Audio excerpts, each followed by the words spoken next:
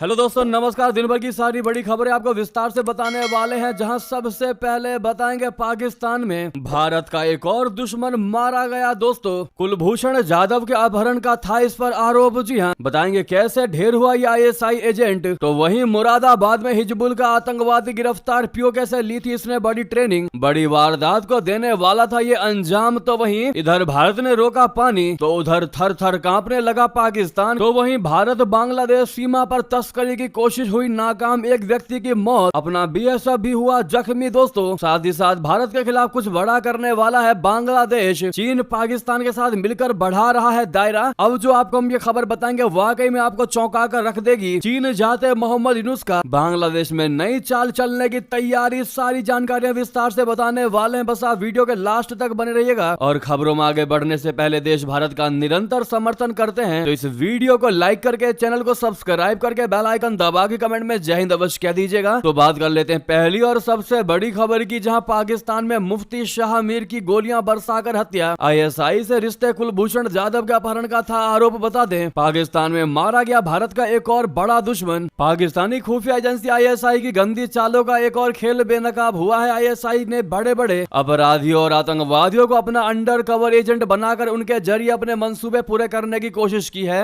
ISI के ऐसे ही एक एजेंट मुफ्ती शाह मीर की अज्ञात बंदूकधारियों ने गोली मारकर हत्या कर दी। मुफ्ती शाह मीर भारतीय नागरिक कुलभूषण जाधव की किडनैपिंग में भी शामिल बताया जाता है। ये बड़े बड़े अपराधी जगत में रहकर पाकिस्तानी खुफिया एजेंसी के मतलब की खबर निकलते हैं, फिर उन्हें आईएसआई और पाकिस्तानी फौज तक पहुंचाते हैं। दोस्तों, बलूचिस्तान के तुर्बत इलाके का रहने वाला मुफ्ती शाह मीर आईएसआई के इशारे पर अवैध तरीके से लोगों को एक जगह से दूसरी जगह पहुंचाने का धंधा चलाता था। इसकी आड़ में वो ड्रग्स और हथियारों की तस्करी भी करता था। मुफ्ती शाह मीर पाकिस्तान में चल रहे आतंकवादी ट्रेनिंग सेंटरों का भी चक्कर लगाता रहता था, ताकि बाहर से देखने पर उससे आतंकवादी संगठन का हिस्सा समझा जाए। उसका एक और काम था पाकिस्तान से आतंकवादियों को भारत में घुसपैठ कराने में मदद करना। मुफ्ती शाह मीर ने आईएसआई के इशारे पर अफगानिस्तान में भी अपनी पैठ जमाई थी। वहां उसने खुद को एक आतंकवादी के रूप में पेश किया और पाकिस्तानी फौज को सटीक जानकारियां दी। पाकिस्तान से आजादी की लड़ाई लड़ रहे गुटों से जुड़ी सटीक जानकारी शाह मीर ने आईएसआई को दी।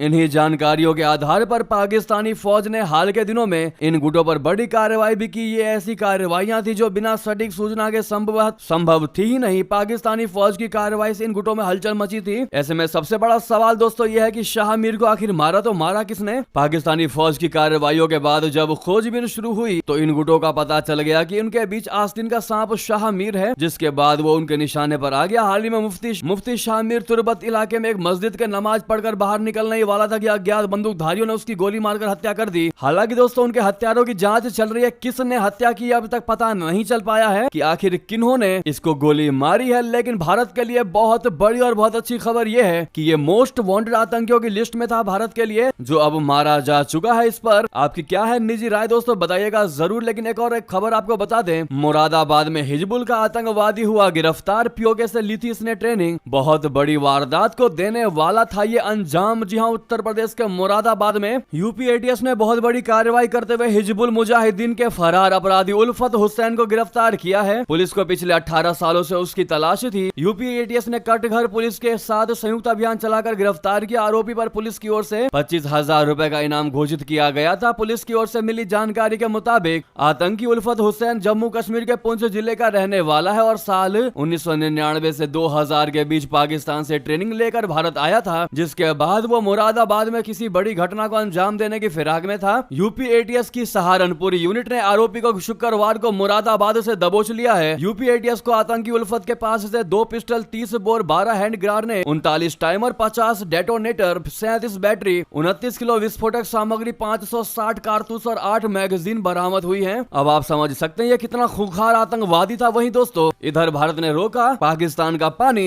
उधर थर थर कांपने लगा पाकिस्तान। किसानों से कहा कि पानी की कमी का सामना करना पड़ेगा। जी हां, हाल ही में भारत ने रावी नदी का पानी रोका। हालांकि भारत ने जानकर नहीं रोका कि हम पाकिस्तान के पानी को रोक रहे हैं। भारत ने अपने हक को, अपने क्षेत्र के पानी को रोका है, जिससे कि पाकिस्तान में ये पानी जाना बंद हो गया। ऐसा होना लाजमी भी है क्योंकि भारत की तर्ज पर पाकिस्तान भी एक कृषि प्रधान देश है। इंडो वाटर ट्रीटी के तहत भारत के पास रावी नदी के पानी पर 100% अधिकार है। ऐसे में पाकिस्तान चाहकर भी कुछ नहीं कर सकता है। अब पाकिस्तान की तरफ से अपने देश के किसानों के लिए एक एडवाइजरी जारी की गई है। इस एडवाइजरी में कहा गया है कि इस साल किसानों को फसलों को लेकर मिलने वाले पानी में 30 से 35% की कमी आ सकती है। शहबाज शरीफ सरकार के पास केवल एडवाइजरी जारी करने के अलावा इस वक्त कोई और विकल्प नहीं बचा है। पाकिस्तान सरकार का कहना है कि कृषि क्षेत्र में जल संकट गहराने वाला है क्योंकि देश के प्राथमिक जल नियामक सिंधु नदी प्रणाली प्राधिकरण ने जल संकट की चेतावनी दी है। कहा गया है कि पाकिस्तान के दो सबसे बड़े जलाशय तरबेला और मंगदला बांध तेजी से अपने मृत स्तरों के करीब पहुंच रहे हैं। साथ ही साथ आपको बता दें, भारत बांग्लादेश सीमा पर तस्करी की कोशिश नाकाम, एक व्यक्ति की मौत, बीएसएफ जवान हुआ घायल जख्मी। जी हां, पश्चिम बंगाल के सिलीगुड़ी में भारत बांग्लादेश सीमा पर सुरक्षा बल बोले तो बीएसएफ ने तस्करी की एक कोशिश को नाकाम कर दिया। इस घटना में अज्ञात व्यक्ति की मौत हो गई जबकि बीएसएफ का एक जवान घायल हुआ। ये घटना शुक्रवार तड़के दार्जिलिंग जिले के खालपारा गांव के पास हुई। सीमा सुरक्षा बल ने प्रवक्ता के मामले की जानकारी देते हुए बताया कि 15 से 20 बांग्लादेशी बदमाशों का एक समूह अवैध रूप से अंतरराष्ट्रीय सीमा पार कर भारतीय इलाके में काफी अंदर घुस गया था। मवेशी और प्रतिबंधित सामान की तस्करी करने के लिए इन लोगों के साथ कुछ भारतीय बदमाश भी शामिल हो गए। भारतीय सीमा सुरक्षा बल के जवानों की नजर इस गिरोह पर पड़ी तो उन्हें आत्मसमर्पण करने के लिए कहा। बदमाशों ने जवानों की चेतावनी को नजरअंदाज करते हुए दरांती जैसे धारदार हथियार दाह और लाठियों से उन पर हमला कर दिया। इसके साथ ही अपराधियों ने सैनिकों पर पत्थर भी फेंके। बीएसएफ के जवानों ने हमलावरों को खदेड़ने के लिए गैर घातक गोला बारूद का इस्तेमाल किया लेकिन हमलावर शांत नहीं हुए। कुछ हमलावरों ने एक जवान से हथियार छीनने की भी कोशिश की। सेना के प्रवक्ता ने बताया कि अपनी जान को खतरे में देखते हुए जवान ने अपनी राइफल से गोली चला दी। गोली चलता देख बदमाश मौके से फरार हो गए। इस पूरी घटना में बीएसएफ जवान गंभीर रूप से घायल हो गया। इसके साथ ही घटनास्थल से एक अज्ञात व्यक्ति का शव भी बरामद हुआ है। जो जानकारी निकलकर सामने आई है वो ये है कि बीएसएफ और गौ तस्करों के बीच में ये बड़ी मुठभेड़ हुई है जिसमें एक व्यक्ति की मौत हो गई। तो वहीं आपको सबसे बड़ी खबर बता दें, भारत के खिलाफ कुछ बड़ा करने वाला है बांग्लादेश। चीन पाकिस्तान के साथ मिलकर क्या बढ़ा रहा है दायरा। दरअसल बांग्लादेश और चीन में हो सकता है बीआरआई पर नए समझौते की घोषणा। मोहम्मद यूनुस ने किया बीजिंग दौरे का ऐलान। भारत के लिए बहुत बड़ा और नया झटका। दोस्तों, बांग्लादेश की अंतरिम सरकार के मुख्य सलाहकार मोहम्मद यूनुस ने 26 मार्च से चीन के दौरे पर जाने की घोषणा की है। उनका दौरा 29 मार्च तक चलेगा। इस दौरान वो बोआबो फोरम फॉर एशिया के यानी बीएफए के वार्षिक सम्मेलन में हिस्सा लेंगे। इसके अलावा वो चीन के राष्ट्रपति शी जिनपिंग के साथ द्विपक्षीय बैठक भी करेंगे। ढाका में एक डिप्लोमेटिक सूत्र ने बांग्लादेश के द डेली स्टार अखबार को बताया है कि हम मुख्य सलाहकार की यात्रा की तैयारी कर रहे हैं और द्विपक्षीय समझौतों पर हस्ताक्षर करने के लिए सहयोग वाले क्षेत्रों की खोज कर रहे हैं। जी हाँ, बीएफ इस सम्मेलन यानी बोआओ फोरम, जिसे अक्सर एशियाई दावोस के रूप में जाना जाता है, उसका आयोजन चीन के दक्षिणी हैनान प्रांत में स्थित बोआओ में होता है। प्रोफेसर यूनुस को बीएफए महासचिव झांग जून से चीन आने वाले कार्यक्रम में शामिल होने का निमंत्रण मिला है और वे 26 मार्च की शाम को चीनी अधिकारियों की तरफ से आयोजित एक स्पेशल फ्लाइट से हैनान के लिए उड़ान भरेंगे। साथ ही साथ आपको बता दें, अमेरिका की ही तर्ज पर पाकिस्तान ने भी अवैध शरणार्थियों को दिया अल्टीमेटम। कहा 31 मार्च तक छोड़ दो देश। दोस्तों, पाकिस्तान ने अफगान नागरिक कार्ड धारकों को दे दी बहुत बड़ी चेतावनी। 31 मार्च तक देश छोड़ने का दिया अल्टीमेटम। दोस्तों, पाकिस्तान ने अफगान नागरिकता कार्ड धारकों से 31 मार्च 2025 तक देश छोड़ने को कहा है। पाकिस्तान सरकार ने सभी अवैध विदेशियों को उनके देश वापस भेजने की योजना के तहत अफगान नागरिकता कार्ड यानी एसीसी धारकों के लिए स्वेच्छा से पाकिस्तान से जाने की अंतिम तिथि 31 मार्च तय की है। एक आधिकारिक दस्तावेज में ये जानकारी दी गई है। मीडिया में शुक्रवार रात कथित रूप से लीक हुए इस दस्तावेज में संकेत दिया गया है कि इस्लामाबाद और रावलपिंडी में रह रहे एसीसी धारकों को अफगानिस्तान वापस भेजा जाएगा। ये अफगान प्रवासियों के लिए बहुत चरणीय पुनर्वास योजना का हिस्सा होगा। दोस्तों, आतंकवाद के मुद्दे पर इस्लामाबाद और काबुल के बीच बिगड़ते संबंधों के मद्देनजर यह निर्णय लिया गया है और इसका असर उन 8 लाख से अधिक अफगान शरणार्थियों पर पड़ सकता है जिनके पास एसीसी होने से दस्तावेज वाले शरणार्थियों की वे श्रेणी में शामिल है, जबकि सैकड़ों और हजारों लोग बिना दस्तावेज के यहाँ शरण लिए हुए हैं। वहीं बता दें, भारत के पड़ोस में खत्म होगी तानाशाही। आर्मी चीफ ने चुनाव कराने पर कह दी बहुत बड़ी बात। क्या लौटेगा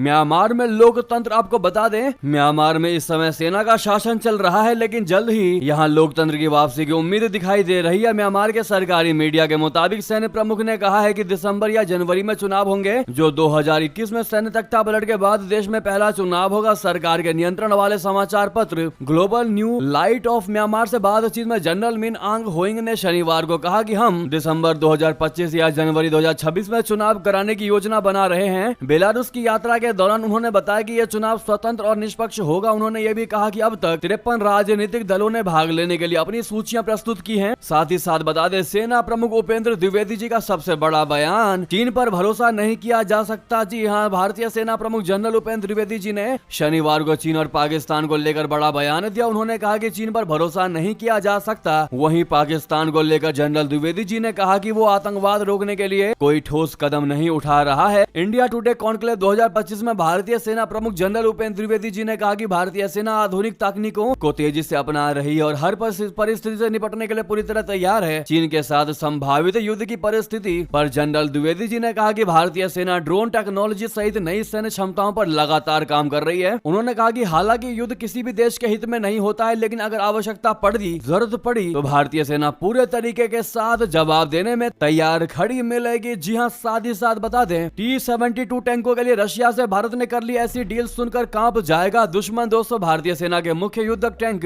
बोले तो MBT T-72 अब और ज्यादा ताकतवर बनने जा रहे हैं। रक्षा मंत्रालय ने रशिया की कंपनी रोजोबोरोन एक्सपर्ट्स के साथ $248 मिलियन, अगर इंडियन रुपीस में बात करें तो करीब 2156 करोड़ रुपए का समझौता किया है। इस डील के तहत भारतीय सेना के मौजूदा T-72 टैंकों में 1000 हॉर्स पावर के नए इंजन लगाए जाएंगे। इससे इनकी गति और मारक क्षमता में भारी इजाफा होगा। फिलहाल इन टैंकों में 780 HP के इंजन लगे हैं। तो दोस्तों, वहीं आपको बता दें, ये कोई फ्रिज नहीं है कि देखा और खरीद लिया अमेरिका के F-35 विमानों पर वायुसेना प्रमुख की 2 टूक। दोस्तों, हाल ही में प्रधानमंत्री नरेंद्र मोदी जी के अमेरिका दौरे पर राष्ट्रपति डोनाल्ड ट्रंप ने भारत को F-35 स्टील्थ फाइटर जेट बेचने की पेशकश की थी। अब इसको लेकर भारतीय वायुसेना प्रमुख एयर मार्शल AP सिंह ने बड़ा बयान दिया। उन्होंने कहा कि अमेरिका ने इस विमान पर अब तक कोई औपचारिक प्रस्ताव नहीं दिया है। उन्होंने भारत को लेकर लेटेस्ट टेक्नोलॉजी को अपनाने और अपनी 5वीं पीढ़ी के लड़ाकू विमान कार्यक्रम को तेज करने की आवश्यकता पर जोर दिया। इंडिया टुडे कॉन्क्लेव में बोलते हुए एयर मार्शल AP सिंह ने कहा कि भारतीय वायुसेना ने अभी तक F-35 विमान का विश्लेषण नहीं किया है और इसकी लागत भी एक महत्वपूर्ण पहलू है। साथ ही साथ प्रधानमंत्री KP शर्मा ओली समेत कई नेताओं ने पूर्व राजा को दे दी बड़ी चेतावनी। कहा, नेपाल में राजशाही की वापसी